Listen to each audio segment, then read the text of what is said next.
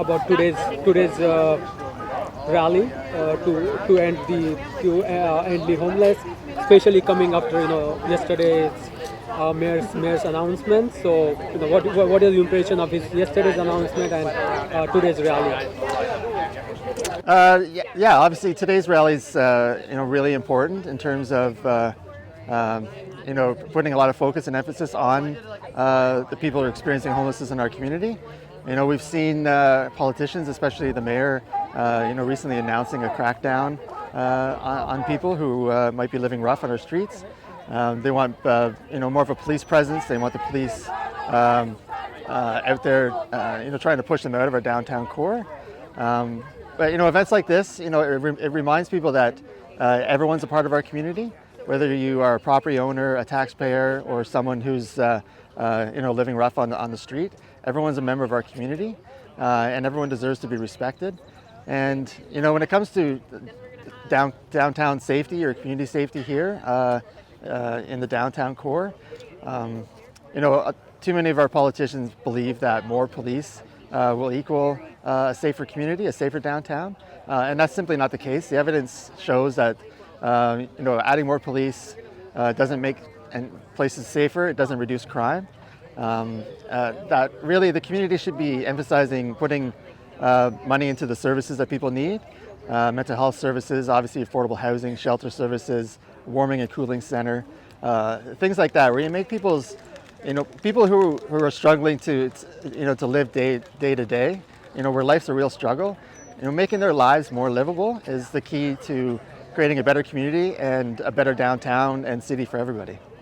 Yeah, and yesterday this is what I asked to mayor, also the police chief, who did not answer and stay after to be interviewed. At least yesterday's announcement, almost all police officers, like 95%, were white.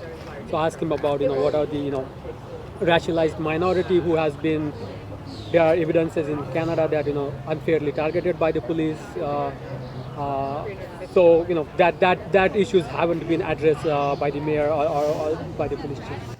Yeah, and those types of issues probably won't be addressed by the police chief or the mayor. They don't want to talk about issues like that. People need to realize that police and policing doesn't actually work to protect people. It protects property. So it protects business owners. It protects community infrastructure and things like that. That's their emphasis. That's their focus. And any protection to the public is secondary. And so, again, it's, the mayor talks about making the community safer, but they don't want to talk about safer for who. When they talk about making it safer, we know that they're talking about the person who owns the business. They're talking about the mainly well-off people who feel unsafe in the community. They may not actually be unsafe here in the downtown, but they feel unsafe. And so that's the mayor's audience.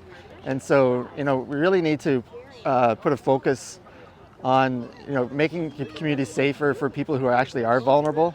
And events like today, where we're out here together in community, calling for better services, calling for more focus on issues affecting our homeless population, that draws attention to the idea that everyone needs to feel safe in our community, not just a selected few people. Yeah, and the last question about your upcoming deputation on, I believe, June 20th. So what is that about? So the Police Services Board's meeting on June 20th. They're taking deputations from the public about the upcoming police budget. We've seen the police budget over the past few years rise exponentially. It goes up by $5, $6, $7 million every year.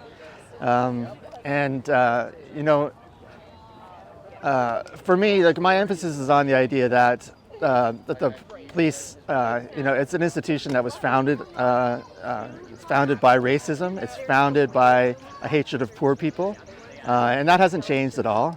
The police protect property. They protect the status quo. They protect a system that exploits people for the benefit of others. And so, when we live in a city where there are a lot of problems that people are facing. We know there's a lack of affordable housing. We know there's a lack of shelter spaces. We know there's a lack of mental health services for people. We know a transit system needs to be better. There's a whole list of things. And when you have so many things in our city that needs to be improved, giving $60+ million a year to the police is unacceptable. And when you have taxpayers who are struggling to pay their bills, to see an organization like the police getting these tens of millions of dollars, having more than 200 officers and staff members making over $100,000 on the Sunshine List. It's a completely unacceptable system that we're in. And so, I make an attempt every year to kind of call that out and to really try to get the police board to consider, if not reducing the police budget, then at least keeping it where it is and using that extra money towards the services that people actually need, and services that will actually make our community safer and will actually result in true crime prevention. Like the easy answer to people's when there's an idea about community safety, if people are feeling unsafe, the easy answer is to just give the police more money and to have more police officers down on the streets, standing on street corners or going around talking to people. That seems to be the answer that they have.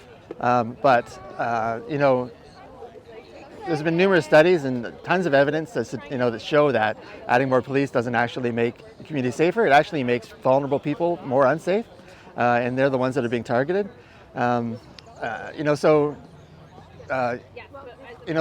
whole kind of default opinion that councillors have, that police have, that giving them more money will actually make a better community is just a bunch of bull that's been kind of we've all lived with over the years. We've all been taught that, and so it's important that the community actually kind of stands up and fights back against those types of views, and actually shows that if we want to make our community better, if we want to make it more livable for everybody, that we actually have to start giving these dollars into upstream services so people can actually get the help that they need. And that eventually will end up, reducing crime and making our city safer. So I'm not going to stop talking about it. I'm not going to stop giving my deputations, even if I do face, opposition from councillors or the police. I think there's a lot of people in our community that share my thoughts and my opinions, and I hope there's more people that can kind of come out and kind of stand with us as we kind of fight for these issues that are really, really important. Yeah, just last question. You mentioned about service, more money for other services, and this has come a lot, during this council. There is an attack on the library budget, for example, and there is a library audit going on right now. I don't believe, Mayor yesterday said about accountability and police giving back, some money that they had in their reserve. But there is an audit going on at the library. There is pressure on the library to cut funding, and the city is growing. Mayor accepted that the city is growing, but there is no plan.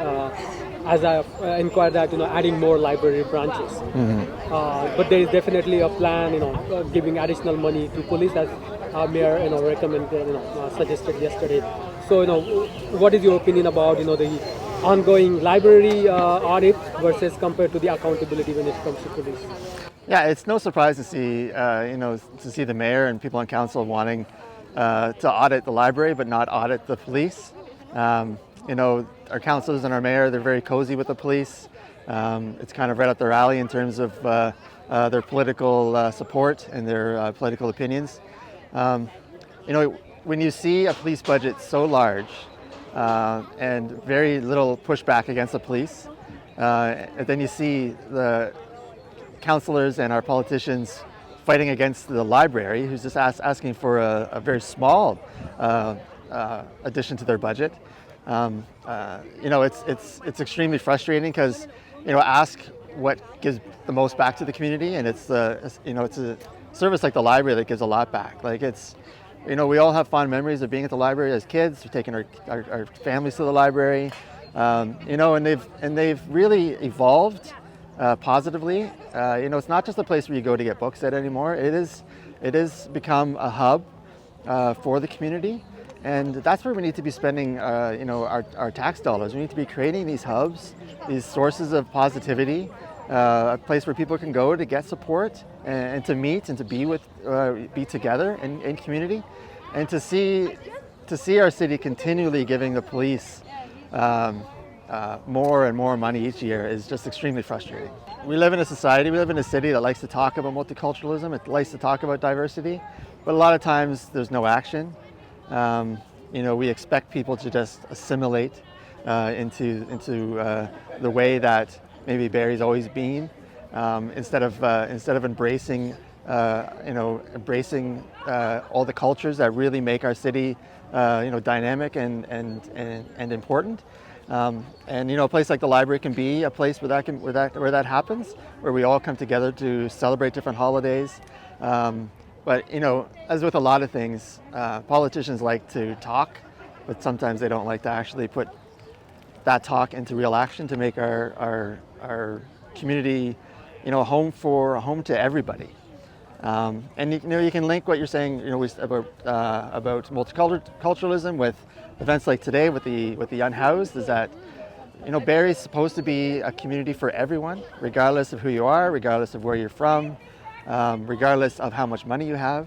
And I think our politicians forget that, and they sometimes only want to build a city for a select few.